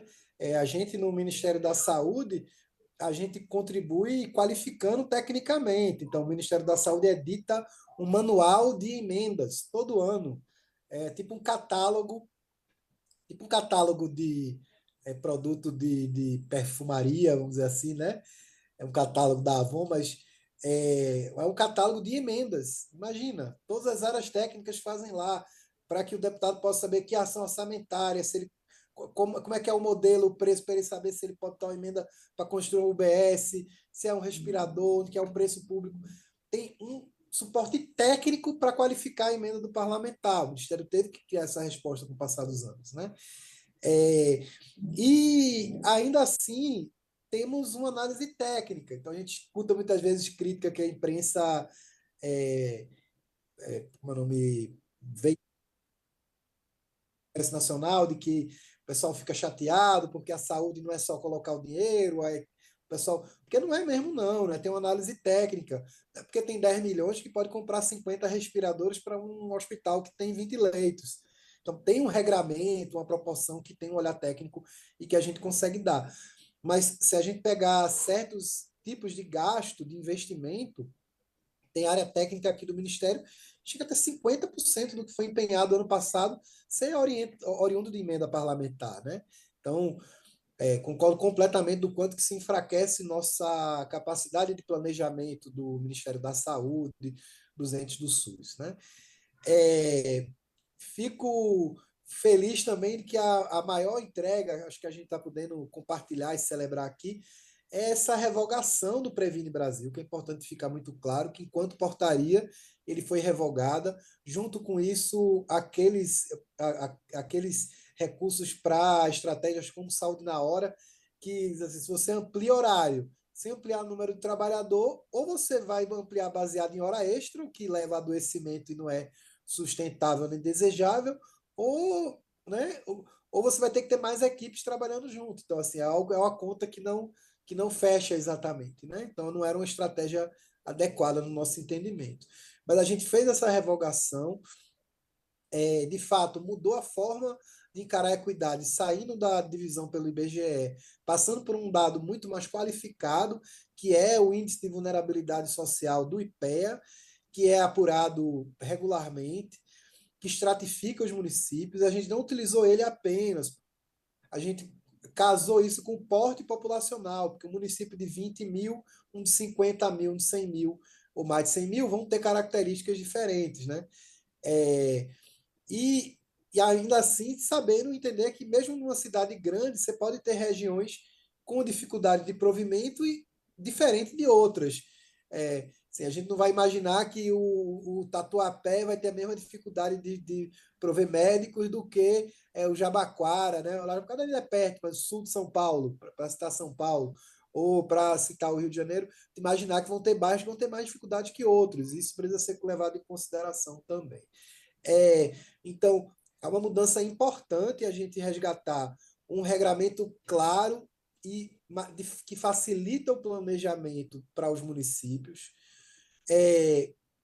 poder reagrupar o financiamento de forma a induzir a volta de ações no território, a volta da abordagem familiar, a visita domiciliar e as ações intersetoriais das equipes, e os indicadores também de qualidade e indução de boas práticas, que vão ser aqueles 21 que a gente citou, mas que estão na fase final. A própria portaria colocava que a gente tem 4 meses para publicar em detalhe o que cada um desses indicadores vai ser. Tem um cronograma aqui de construção da área técnica, de validação interna e externa também, né? E que esse arranjo ele é tripartite também. É uma regra que vem fruto de pactuações com o CONAS e com o CONASENS. Então, assim, recuperamos de forma importante esse desfinanciamento, né? Eu gosto desse conceito também, do tanto que foi retirado, e o que a gente já conseguiu expandir, recompondo o orçamento da saúde, é muito importante, né? Chegamos aí a 35 bi, né? Quase um terço a mais do que a gente tinha antes do início do governo. Então, acho que é isso. Eu não queria trazer aqui, assim, vocês perceberam que eu falei pouco dos números de financiamento, porque o financiamento, no entendimento que a gente tem no Ministério, ele é meio e não finalístico, né? Ele é meio, é fundamental, mas é finalístico. E acho que talvez esse tenha sido também um dos erros do desenho do Previne. No seu processo de implementação, se centrou muito nas regras de financiamento e pouco no que é desejável que as equipes façam no dia a dia, baseado nas melhores práticas, baseado nos resultados já aferidos. E aí a reconstrução da saúde da família também passa por isso. Ampliar financiamento, então esse é um compromisso tripartite também que a ministra tem. Então, nessa mudança do financiamento, nenhum município passou a receber menos recursos, no mínimo eles ganharam 10%, então, com aquele fator de correção, e não são poucos municípios, são cerca de 1.000 municípios que tiveram que usar desse fator de correção, que tiveram o seu custeio mensal ampliado em cerca de 10%, né? E que a gente possa seguir avançando, vamos ter a publicação desses indicadores mais detalhadamente em breve, né, ao longo do próximo período. No momento, estamos em período de preenchimento do Censo Nacional de UBS, que também é estratégico para a qualificação da próxima geração, aí, o próximo PAC, nas próximas ações de estruturação por parte do Ministério da Saúde. Então, queria aqui agradecer. Estava aqui, meu filho pequeno apareceu um pouquinho aqui, e aí eu consegui tirar ele para o banho, para poder conversar com vocês, porque o teto aqui também já está dando, né? Diferente aí do Congresso, que tem um canto de apoio para criança, em casa, né? É aquela história. Agradeço muito o contato com a associação, fico muito feliz de ter podido participar assim. O áudio de vocês está perfeito, não teve nenhuma interrupção. O pessoal que está no plenário falou que o áudio está bom, então isso é uma forma de se encontrar, apesar da distância, né? E que é legal ver quando esses recursos podem ser nossos aliados e funcionarem também. E aí é isso, gente. Quem tiver em gestão municipal agora fica com os municípios, e acho que só um último ponto que eu acho que eu queria conversar, né? Que é sobre a habilitação dessas equipes. As equipes são habilitadas comprovando que funcionam, não é? Os indicadores de qualidade, de monitoramento, não são os mesmos para habilitação e homologação das equipes, né? A habilitação, quando elas são habilitadas, é um rito formal. Ele tem que demonstrar que tem trabalhadores, colocou no CNES, que está funcionando. Não é ter sido apurado, né? E nesse momento que a gente já tem cerca de... assim, a gente já tem definido um valor por equipe definido, né? Que vai variar dependendo da quantidade do município. E no caso da avaliação de vínculo e cuidado e de boas práticas e qualidade, os municípios estão recebendo também um valor fechado de R$12 mil mês pela soma desses dois componentes, porque só a partir de maio do ano que vem, quando os indicadores já estiverem sido publicados em todo o seu detalhe, né, tiver difundido junto às gestões, para o gestor municipal que vai entrar a partir da eleição do ano que vem, porque tem uma taxa de renovação importante dos secretários também, eles vão ter até maio para, de fato, produzir repercussões financeiras a mudança que a gente está trazendo aqui, né? Que é como tem que ser as mudanças, né? Dado um sistema do tamanho da gente, com 5.570 municípios aí com a saúde da família presente em quase a totalidade deles. Então é isso, me despeço e nos vemos para a próxima. Quem for depois lá para o Sul Brasileiro em novembro, eu já confirmei presença lá também. Provavelmente vai ter muita coisa que vai acontecer daqui para lá, então já vai ser outra conversa também. Que bom, obrigado, Marcos. Passo a palavra para a Mariana. Obrigada, Mariana. Aqui é uma mesa excelente, só Marianas aqui na mesa. Queria agradecer também ao convite da associação, em nome do André, em nome do Milton. Acho que estar num momento assim, né, de discussão de políticas, é fundamental para que a gente possa conduzir o Sistema Único de Saúde, de fato, para onde está a necessidade de saúde, para aquilo que a gente pensou que era o Sistema Único de Saúde lá na reforma sanitária, e não para essa força de mercado que cada vez mais, né, toma o sistema, não só parcelas do nosso fundo público, mas também modelos, né, de financiamento. Queria destacar, agradecer aqui as falas do Marcos. Marcos, muito obrigada pela sua apresentação. Acho que é um momento que a gente também aprende, né? Então, muito obrigada aqui pelo compartilhamento dos seus conhecimentos, pela sua exposição e pela disponibilidade do debate. Destacar que, no ano de 2023, a Associação Brasileira de Economia da Saúde pôde conversar com a SAPS durante quase o ano inteiro. Isso não era possível, obviamente, né, nos anos anteriores do governo Bolsonaro, especialmente falando. Então, acho que a gente também tem que comemorar a volta dos espaços de diálogo. Então, isso, como o Marcos colocou, né, a ABRES esteve próxima muito da SAPS no ano passado, fazendo essas discussões, não só a ABRES, como outras entidades, a Abrasco, SEBS, a ABEM, conversando especificamente com a SAPS sobre a mudança do modelo de financiamento.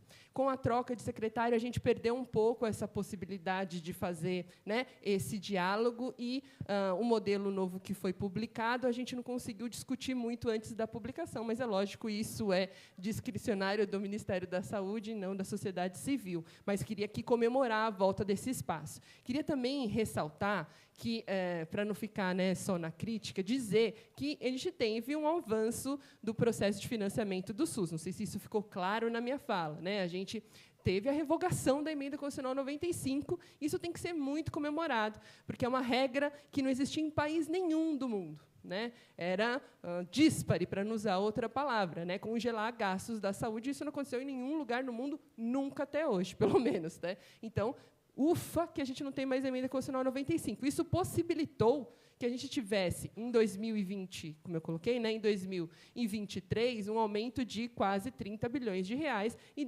do ano passado para esse ano, se a gente não tiver a restrição do novo arcabouço fiscal, a gente vai ter um avanço de 40 bilhões de reais. Mas a gente precisa continuar lutando, né, como é a agenda da ABRES, para manter a vinculação do piso e para lutar contra o avanço, né, da destinação por emenda parlamentar. Isso é mais do que urgente, né, como o Marcos colocou, eu concordo, esse é um debate da nossa sociedade, né, e que, inclusive, está relacionado, como eu coloquei, nessa própria organização da democracia e da relação entre os poderes. Para tentar responder um pouco as perguntas, né, do Roberto e do Felipe, queria dizer assim, né,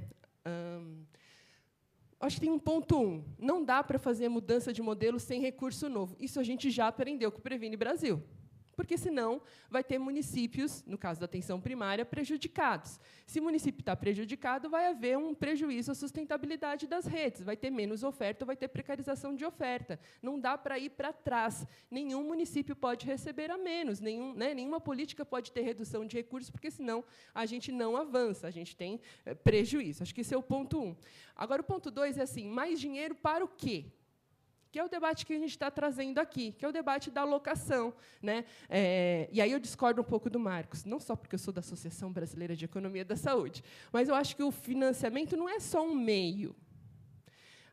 Gilson falava isso, Gilson Carvalho, né? De uma maneira bem simples. O caminho do dinheiro é o caminho da política. Essa é importante do debate da alocação. Se tiver mais dinheiro para a equipe de atenção primária, é esse o modelo prioritário que vai ser implementado.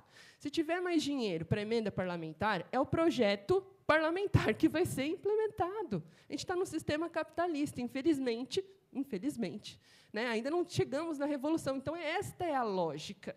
Então, que financiamento é esse? Para tentar responder a pergunta do colega, que não foi burra, porque ela não tem resposta.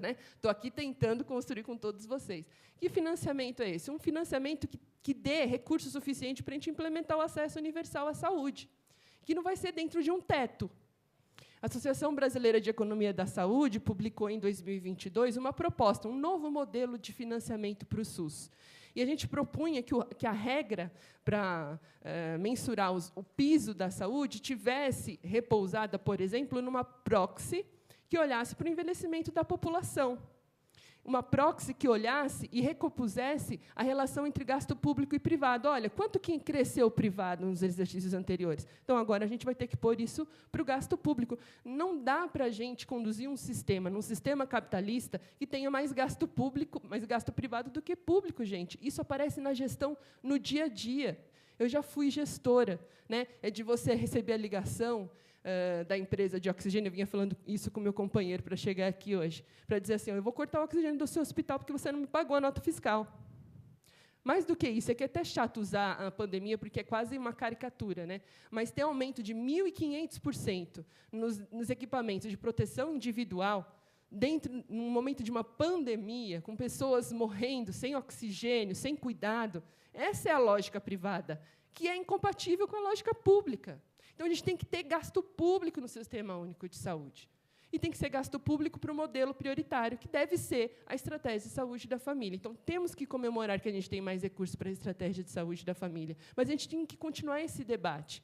Indicador utilizado para distribuir recursos pode prejudicar o nosso modelo, porque não tem a ver, como o colega colocou aqui, como a gente vai proteger as equipes e os municípios que não conseguem atingir os indicadores. Eles precisam de menos recurso? Possivelmente mais. A gente tem um texto, agora que foi publicado, um livro, que fala sobre a eficiência, né? Há um prejuízo na gestão quando a gente tem menos recurso. Então, aquele que não atingiu o indicador vai receber menos recurso, o prognóstico dele é ter piores resultados, piores entregas. Por isso que indicador pelo indicador, transferir recurso por indicador, pode prejudicar, não só do ponto de vista da sustentabilidade, mas também do modelo. A gente, quando oferta na rede, né, a oferta de saúde, das redes básicas de saúde, a gente pensa em produção? Não, pelo que eu entendo como economista, a gente fala do modelo comunitário, da aproximação das necessidades de saúde do território, da determinação social, dos aspectos socioeconômicos, culturais.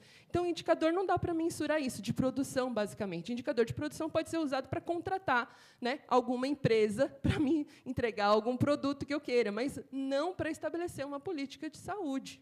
A não ser que esses indicadores, nós temos que ter dados e informações de saúde, mas que eles possam ser pactuados nas regiões, entre os municípios, né, que possam ser utilizados como, esse sim, meio, né, para a gente poder planejar as ações de saúde no território. Então, acho que esse é um debate que está aberto, né? O Marcos colocou, olha, é um debate que está sendo feito com CONAS e CONASEMES, mas também tem que ser feito, né, com participação social, também tem que ser feito com os trabalhadores, também tem que ser feito com todos os COSENs, né, que estão no país como um todo, né, com as associações organizadas da sociedade civil, aqui, na ABRES, na Abrasco. A gente tem que debater isso, né, ampliar esse debate, porque o projeto de governo que venceu é o projeto do governo federal, né, e não do conjunto dos municípios ou do conjunto dos estados. Então, a proposta é do Ministério, deve ser debatida com todos, mas a proposta deve ser do Ministério. Por favor, vamos pensar melhor nessa questão dos indicadores, Marcos. Vou aproveitar esse momento aqui. Bom, acho que é isso, pessoal. Espero ter contemplado aqui a entrega que vocês esperavam de mim. Estou aberta aqui para outros momentos para que a gente possa debater. E, para mim, foi um prazer estar aqui com vocês, especialmente com uma outra Mariana na mesa. Obrigada.